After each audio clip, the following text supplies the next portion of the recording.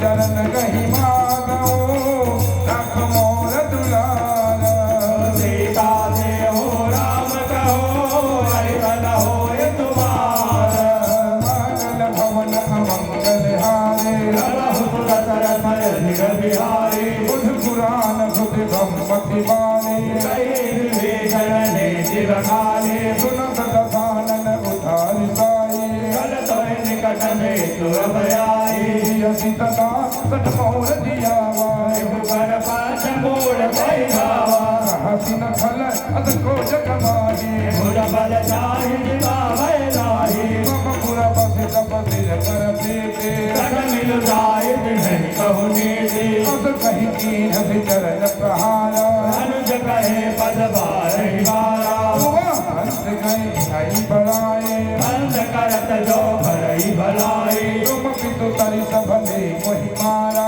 राम भजे हितगाथ तुम्हारा सजीव कांगलयन भवत गयो सबहि दुराई कहत भयो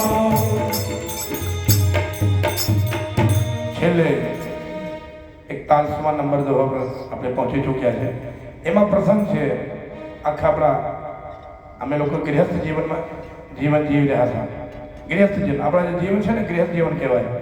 ગૃહસ્થ જીવનમાં સુંદરકાંડનો શું મતલબ છે એટલે એ સુંદરકાંડમાં સૌથી પહેલાં તમે વાંચતા આવ્યા છો કે હનુમાન દાદાએ માં જાનકીનો ખોજ કરતા લંકામાં ગયા અને ત્યાં જઈને તે જોયું કે અક્ષર મોટા મોટા છે તો એ મોટા થઈને આપણે કોમ નહીં થાય તો આપણે નાના બનવું પડશે.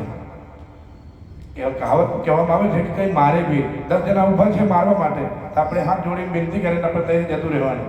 આપણે માર કરવાનું નહીં, ના તો આપણે માર ખાઈ જશે.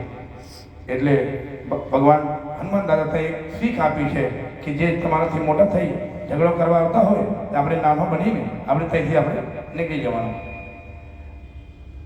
અને પછી જાનકી માતા સામે ગયા તો માતાને બતાવવા માટે કે માતાએ જે સમજ્યું કે બહુ નાનો છે એ શું કરશે, કેમ કે રાવણની જે સેનાઓ છે મોટી મોટી છે. તો એટલે દાદા તાર કનક ભૂધરા કા શરીર મોટા થઈને બતાવ્યું કે માતા તમે ચિંતા ના કરો, હું એક વખત ચાહું તો તમને અહીંથી ઉઠાઈ લઈ જવું, પણ ના, એમાં તમારું ભગવાન રામનું નામને ખુદ એટલે નાનો ગણવામાં આવશે. જે મહત્વ છે રામનો એ આપણે નાનું ગણવામાં આવશે. ના, ભગવાને આવશે તમને લઈ જશે. એ તઈ બતાવ્યું. અને પછી રાવણ ને પૂંછ એટલે શ્લેષ અલંકાર. વ્યાકરણમાં આપણે ભણીએ છીએ શ્લેષ અલંકાર આવે છે. એક શબ્દનો બે અર્થ હોય છે. તો પૂંછ એટલે એક જે મવેશીઓ હોય ને એમની પૂંછ હોય, તો એ પૂંછ જેની ના હોય તો એને ખોટો ગણવામાં આવે છે.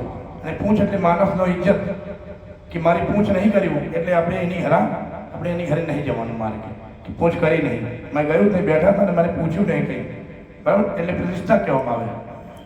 તે રાવણની પ્રતિષ્ઠા ગઈ કેમ કે લંકામાં જ્યારે હનુમાન દાદાએ જ્યારે પૂંછ મેં આગ લગાવ્યું તો પૂરી આખી લંકા જે છે ભસ્મ કરી દીધું, જલાવી દીધું, આગ લગાવી દીધી. તે એ બતાવ કે ઘમંડ જેને હોય એટલે ધર્મ તોડી જવાનું. એક આપણે ઘેર જીવનમાં.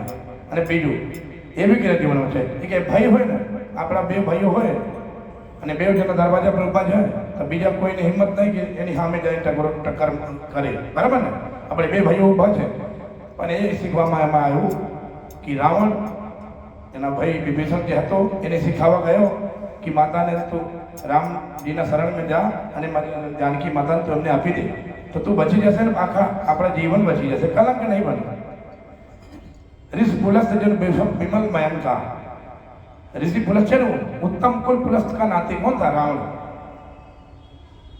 એમને સમજાવ્યું કે તમે એવું ના કરો. પણ જ્યારે આપણે કોઈને સમજાવવા જઈએ ને તો એ આપણા ઉપર બેસી જાય કે ના ના એ ખોટું સમજાવે કહી જાય, ભલે બહુ જ્ઞાની થઈ ગયો છે, અમને મને સમજાવવા આવ્યા છે.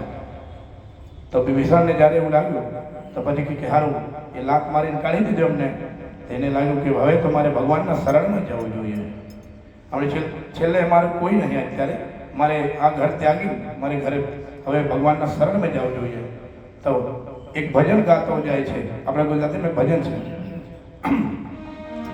કે તું રંગાઈ જાને રંગમાં, તું રંગાઈ જાને રંગમાં, રામ ગણાગત રંગમાં, રાધે શ્યામ ગણાગત રંગમાં, તું રંગાઈ જાને રંગમાં, તું રંગાઈ જાને રંગમાં, તું રંગાઈ જાને રંગમાં, તું રંગાઈ જાને રંગમાં.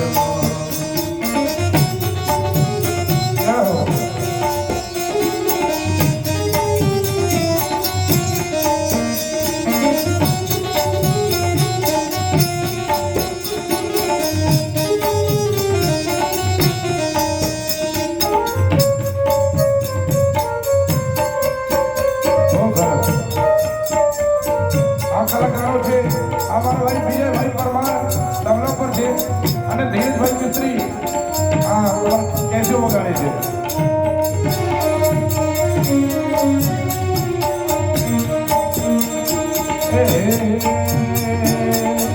આજે ભજતો કાલે ભજતો ભજતો સીતારામ, કાલે ભજતો રાધે